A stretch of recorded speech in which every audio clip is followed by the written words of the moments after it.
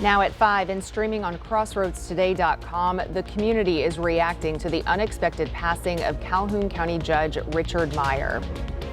Plus, UHV offers a peek inside the school to see what makes this university stand out for prospective students. And an education leader demands the Biden administration reimburse the state for educating illegal immigrants and funding diversity, equity, and inclusion programs. Well, good afternoon, everyone. Absolutely gorgeous out there. Lovely dry air, but where's the cold stuff? Well, that comes in tonight. We'll be talking about how chilly it will get for the next few days, coming up in just a few minutes. Plus, Texas officials back a controversial new public school curriculum that would incorporate Christian lessons from the Bible as early as kindergarten. You're watching 25 News now at 5. Good afternoon and thanks for being with us. I'm Shawna Currie. The community is remembering Calhoun County Judge Richard Meyer as a friendly, caring county judge who always did his best for the community. Jonas Titus with the Victoria Economic Development Corporation says Judge Meyer strongly advocated for economic development, making the loss of Judge Meyer a loss for the entire community. It's a tremendous loss for Calhoun County, for VEDC, for Texas.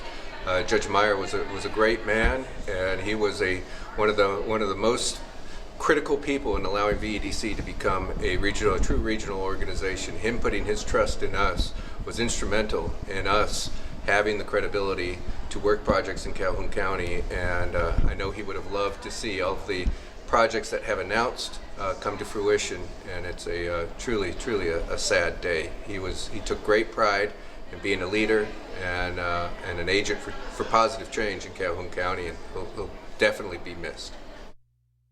Calhoun County commissioners will meet soon to discuss how to move forward. For now, Precinct 2 Commissioner Vern Lissy will act as pro tem county judge. There's also a regularly scheduled meeting tomorrow at 10 a.m. Commissioners will meet, but to support each other. They will not take action on any of the agenda items. And the community is preparing to honor Calhoun County Judge Richard Meyer. Visitation for Judge Meyer will be held Thursday at the Bauer Community Center in Port Lavaca beginning at 2 p.m. A memorial service and rosary will follow at 5 p.m. on Friday. A funeral mass will be held at 10 a.m. Friday at Our Lady of Sorrows Catholic Church in Victoria. A private family burial will be scheduled at a later date. Well, Oklahoma's education superintendent is demanding the Biden administration reimburse the state hundreds of millions of dollars. He wants the money back for educating illegal immigrants and diversity, equity, and inclusion, or DEI programs. Ryan Walters says illegal immigrants have been a burden to taxpayers to the tune of nearly $500 million. Those are dollars that could have been spent for a lot of other things. You look at teacher pay, you look at tutoring. Again, we've launched the largest tutoring programs in state history. Well, that would have been a lot of money that could have been used for those things as well. And so the state bore the cost of a policy that the Biden administration knew that the states were incurring. Walters is telling Oklahoma teachers to show students a video where he prays for President-elect Trump. He's also pushing schools to include the Bible in lessons for grades 5 through 12. And just last week, he announced buying over 500 Trump-endorsed God Bless the USA Bibles for classrooms, spending nearly $25,000 in state funds. Meanwhile, the House Oversight Committee is set to mark up the Dismantle DEI Act tomorrow. Introduced by District 27 Congressman Michael Cloud, that bill aims to end government DEI programs by eliminating DEI offices, rolling back divisive regulations, and restoring a merit-based system. This markup is a crucial step for the bill to move forward. And this brings us to today's viewer poll. Do you think DEI programs are necessary in schools? Absolutely yes, somewhat, or not at all. We want to hear from you. Vote by visiting our website, crossroadstoday.com/vote. And right now, 61% of voters have said that they feel they are not necessary programs in our schools. But we want to hear from you, and we'll have the latest results at 6. Well, Victoria residents have one less place for UPS customer service after the permanent closure of the customer center on Lawrence Street. The location at 3002 South Laurent Street has not offered customer service since October 7th, with a sign posted announcing that permanent closing. A UPS spokesperson confirmed the rest of the building will still handle pickups and deliveries, but customers can no longer pick up or drop off packages there. Residents can visit 3 other drop-off spots, all on Navarro. Those are the 2 UPS stores and an access point inside the CVS at 2702 North Navarro Street. Well, Texas curriculum could soon have more religious influence if state leaders approve new materials. The State Board of Education heard hours of public comment on a controversial set of new instructional materials for elementary school students. The lesson plans include biblical readings and lessons on religion, predominantly focusing on Christianity. More than 150 people signed up to give their thoughts at Monday's board meeting, including some passionate supporters and critics. The state may not turn public schools into Sunday schools and force teachers into the position of preaching rather than teaching. The State Board of Education should reject this curriculum. The board has not made a decision. If they do approve the new curriculum, districts would have the choice to use it or not starting in August 2025. A Houston woman is facing a human smuggling charge. Wharton County deputies arrested 37-year-old Monica Rubio. She's in the Wharton County Jail in lieu of $30,000 bond.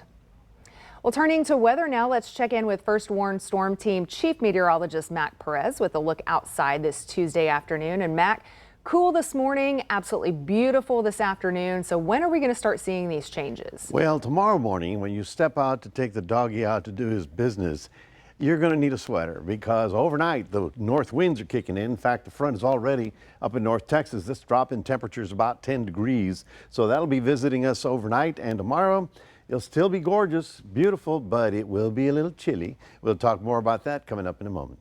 Shawna, back to you. All right, thanks, Mac. Well, the Waterwell Cafe is partnering with the Salvation Army to serve up hot meals to the community this Thanksgiving. They plan to serve at least 1,000 meals, both dine-in and delivered, to be sure no one is left hungry or alone this holiday season. While Waterwell Cafe has the main meal covered, they are asking for donations of desserts, to-go boxes, and plasticware packs. Volunteers are also needed for meal delivery, serving, and welcoming guests.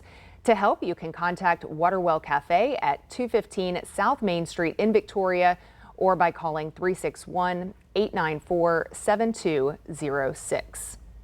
Well, thinking about joining the University of Houston Victoria this spring? Well, Jaguar Days might just help you make that call. Each semester, this event gives future students a chance to explore UHV and see what it's all about. Director of Enrollment Management, Oscar Torres, says it's the perfect opportunity for anyone curious about becoming a Jaguar to check it out. It's a great opportunity for prospective students and their families to come see what being a UHV Jaguar is all about. We're going to have campus tours, dorm tours. They'll have the opportunity to speak with faculty and staff members, as well as get acquainted with some of the students who are on campus through student organizations, and overall just giving them a feeling of not only what being a UHV Jaguar is all about, but how they can visually see themselves at our campus. UHV's Jaguar Days is on Saturday, December 7th from 9 a.m. to 2 p.m. inside the University Commons building. Just in time for the busy holiday season, the San Antonio International Airport unveils a first-of-its-kind technology, giving travelers an easier parking experience. We all know that's a hassle. This is the first time the artificial intelligence parking system has been used in the U.S. Customers will first need to create an account with the company Metropolis, that is, and register their license plate. And then when they pull up to the parking garage, their plate will be read and they will be let through without even needing a ticket. Travelers will be charged when they leave the parking garage, but that's not all. Travelers flying domestically on certain flights will also be able to check in their luggage right there in the garage. As the Trump administration takes shape, Texas takes a back seat. You can read this full Texas Tribune article by visiting our website, crossroadstoday.com. And remember to subscribe to our YouTube channel, Crossroads Today. Hit the like button and click the notification bell. Stay with us straight ahead on 25 News Now at 5. The Manhattan DA decides whether to delay Trump's hush money case sentencing. And an anonymous celebrity who says he's a friend of Diddy is claiming he's being extorted by accusers. The debate over incorporation is heating up in Bloomington with an election May 3rd. Residents are raising concerns about the push to incorporate the town. Well, my hopes are that we can go ahead and try to rule the town ourselves and not let corporations come in here and tell us what to do. What does it mean for the community? Join 25 News Now Sunrise anchor Carolina Astrain for Bloomington Boundaries, a 25 News Now Extra, Thursday night at 10.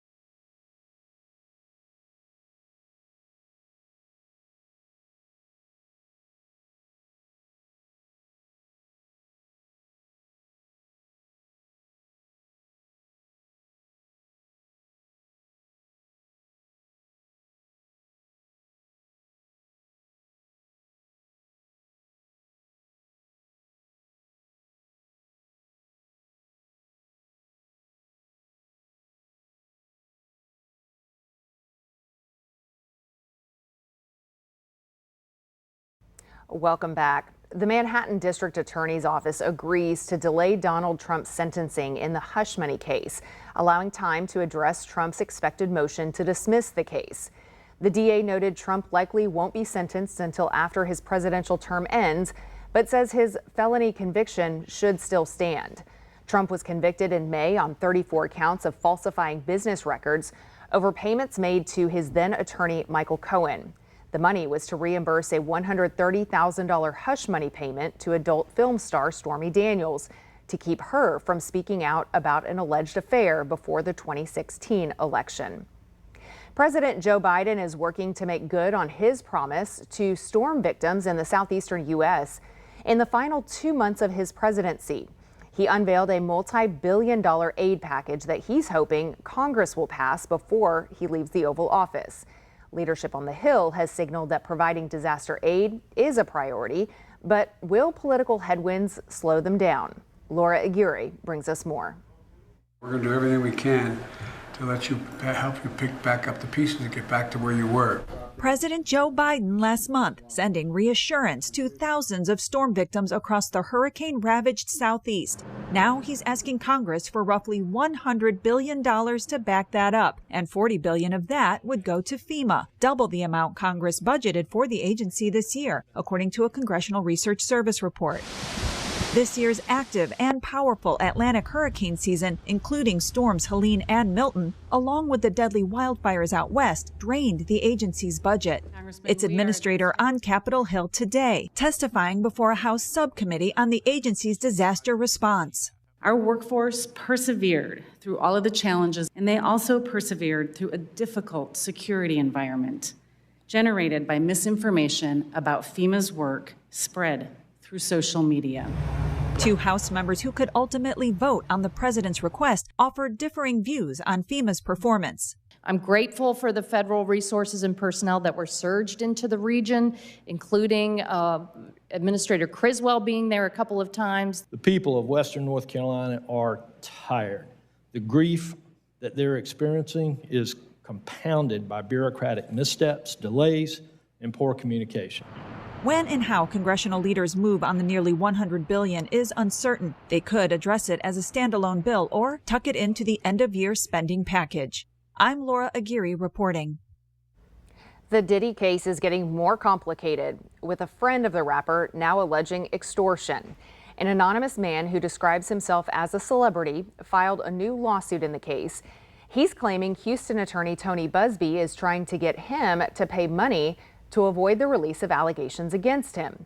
Busby represents at least 120 victims who say they're victims of Sean Diddy Combs. Combs has been accused of sexually assaulting minors. He denies all of those claims. Busby also denies the extortion claim. A viral respiratory disease is causing multi-state outbreaks in wild birds, poultry, and other animals. Bird flu has also now led to more than 4 dozen infections in U.S. humans.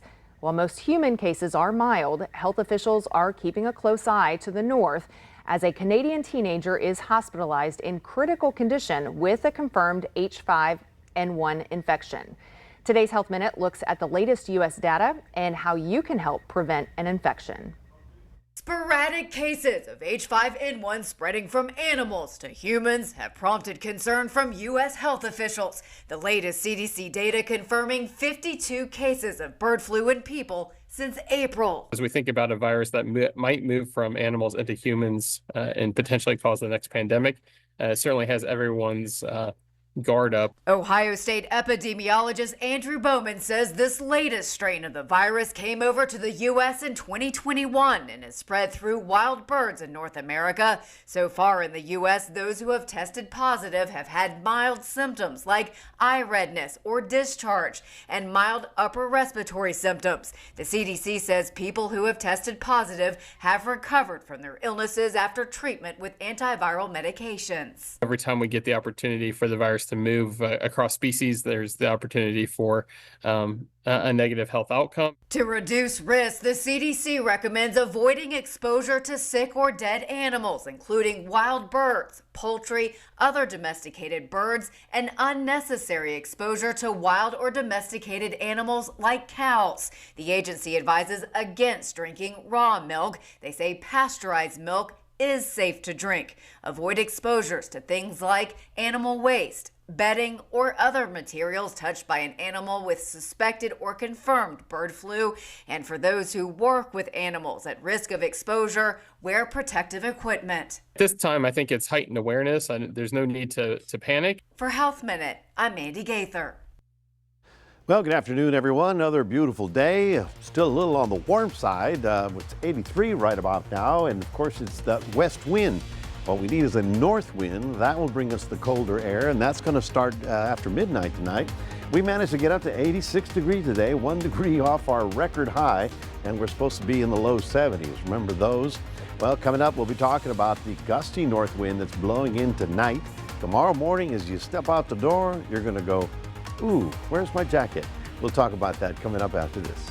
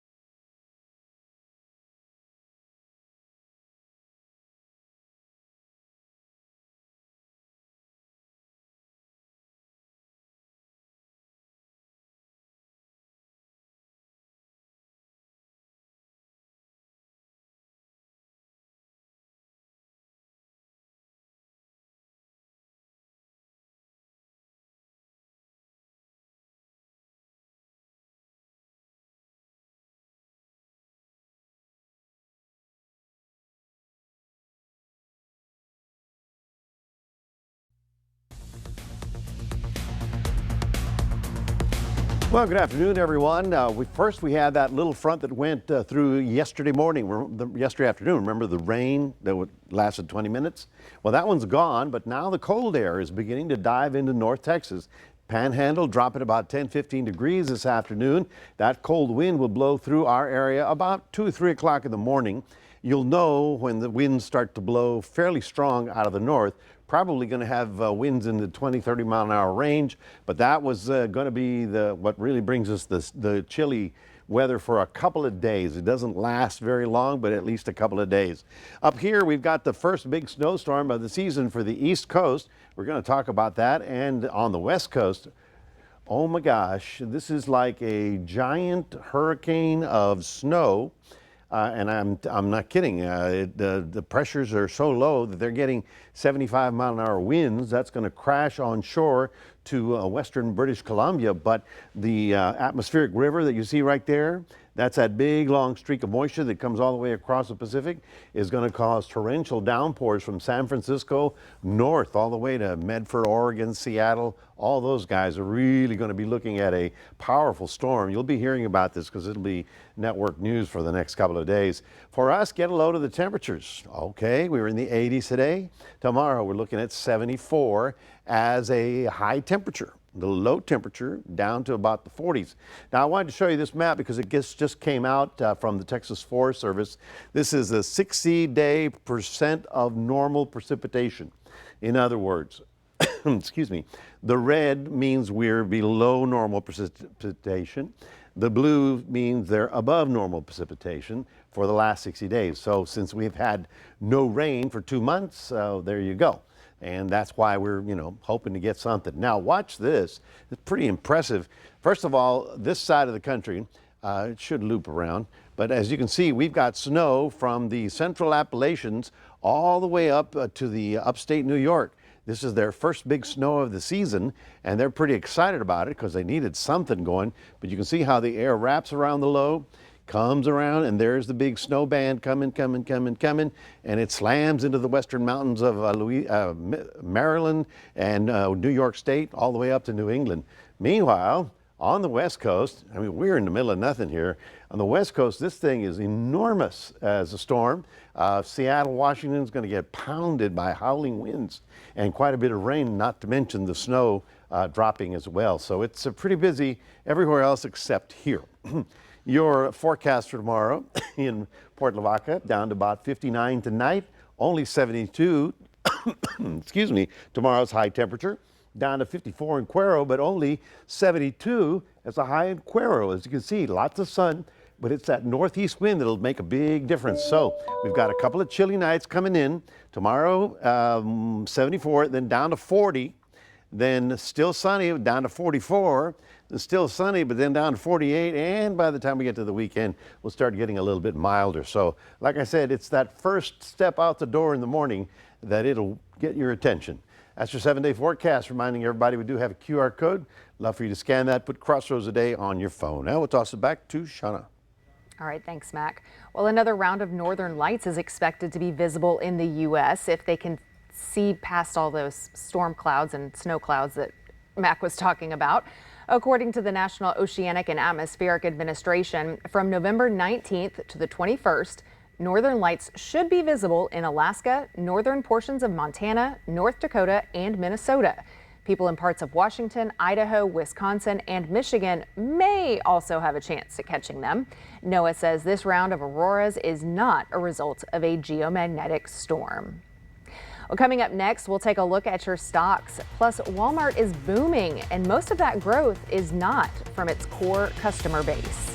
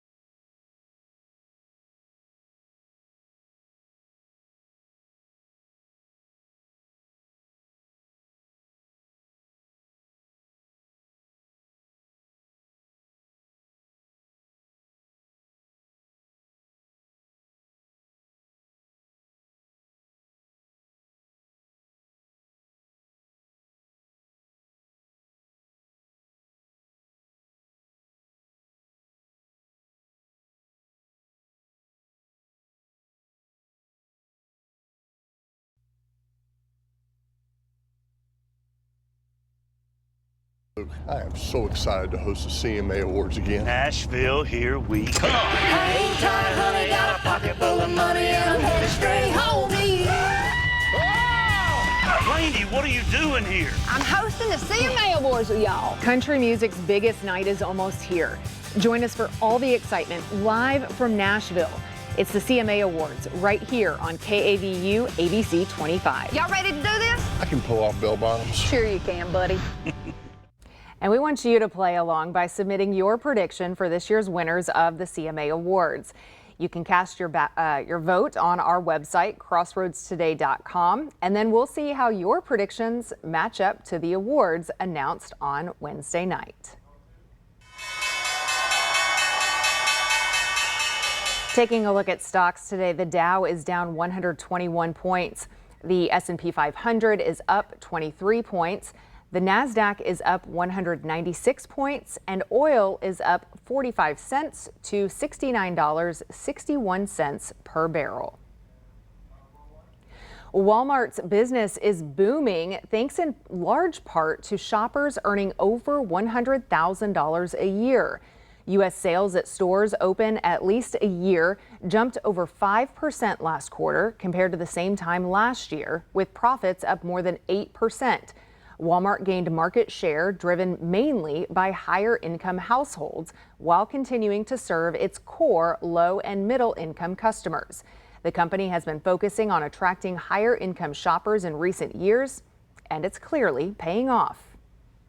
Well, Delta Airlines first-class passengers will soon have a new menu item, and it's fast food. The airline announced a partnership with Shake Shack to serve the chain's cheeseburger on long-distance domestic flights beginning in December. It will initially only be offered on flights out of Boston, but expanding to other cities next year. The burger won't come with a side of fries, but passengers will get chips, a salad, and a brownie. Delta's not the first airline to partner with a burger chain. In the 1990s, United Airlines once served McDonald's Happy Meals. Well, coming up next, a bacon bandit fugitive takes police on a chase. We'll find out where this swine sense eventually landed him. Tonight, the transition and the plan for mass deportations. Just how will it work? Plus, allowing long-range U.S. weapons inside Russia with restrictions lifted. What's next? World News Tonight with David Muir is the most watched newscast in America.